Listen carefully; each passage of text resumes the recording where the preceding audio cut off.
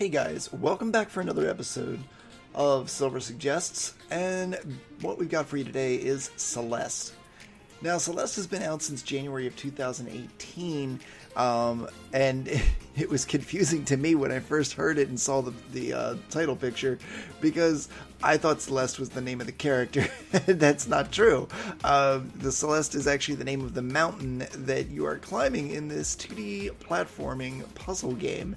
It is quite an interesting game. It's been around, as I said, for a while now, and if you haven't picked up a copy, I got mine in the Xbox store. I think that's where it basically is. Actually, no. Now I think about it, it's also on Switch and PlayStation, so you can find it in many different locations. But I wanted to go over Celeste and give you the pros and the cons that I had found. I played a little bit the other night and did the recording that you're watching right now, so I hope you enjoyed that. So starting off, the first pro that I found was it is very smooth in the controls. You're going to be able to jump and move and dash pretty easily.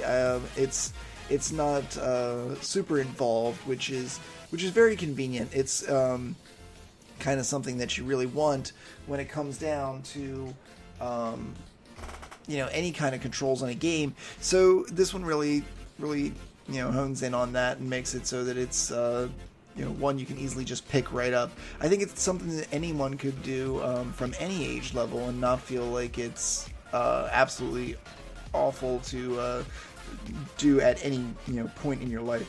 So going into the next step, we've got for our second pro, we've got intriguing puzzles. Basically, what I've got with that is that every single level, every single room that you're going through has a puzzle involved with it to get through to the next spot. And there are also, things that evolve throughout the puzzles. You'll find additional gems to that basically refresh your dash, which is one of your main ways that you're moving around the map, around the page or the room, if you will. So, I mean, each puzzle is involving little gadgets, little things that are happening on the screen, and you learn from it. But it is definitely, going to our third point, it is challenging. It is very, very challenging. Going through the first part of the map of the entire mountain. So basically, chapter 1, I managed to rack up a total of 75 deaths. I'm sure that is about average for most of the people who run through there. It's definitely something that you will face at some point whenever you're going through this, is that when you die, it goes into like this very Mega Man style death where you have little balls that emanate outward, and then you restart at whatever entrance you had last come through on the page that you're on the room that you're on. So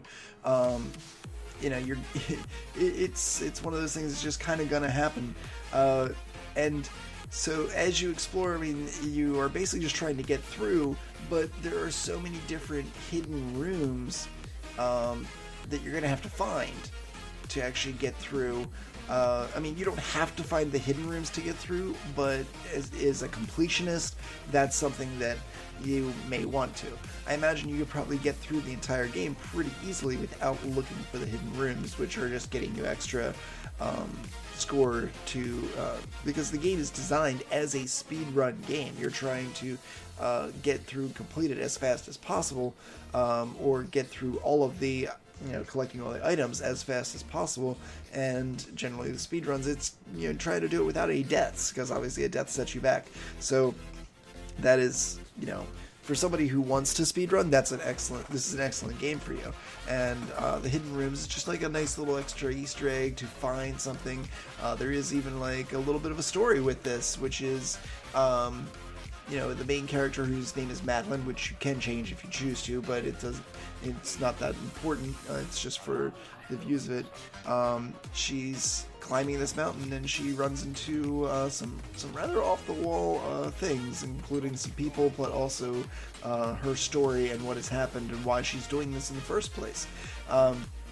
Which I don't want to spoil it, so but it is one you'll want to pay attention to, because it kind of gives you at least a little bit of a background as to why you're doing what you're doing. So, I mean, overall, the pros, I feel like it's exactly what you would want from this style of game. Going into the cons, the graphics are really simplistic. I mean, you feel like you are playing an 8-bit game. However, I mean, there are a couple times that the it zooms in, your character is defined in the text exchanges between characters, and then you have a better picture of what the character technically looks like. But honestly, that's nothing. Like, your actual gameplay graphics are rather simplistic in the front. The backgrounds are kind of nice, but they're still all really blocky 8-bit style graphics. So it's not anything that you would truly expect to be different or super involved with a lot of the games of the current generation. Another thing is that you're gonna die. You are gonna die. So get used to it. Don't even think that you're gonna go through this game and not ever have one death, which is really rough on, again, some of the people who play games nowadays, because a lot of games, they're designed to help you through and get you to the end.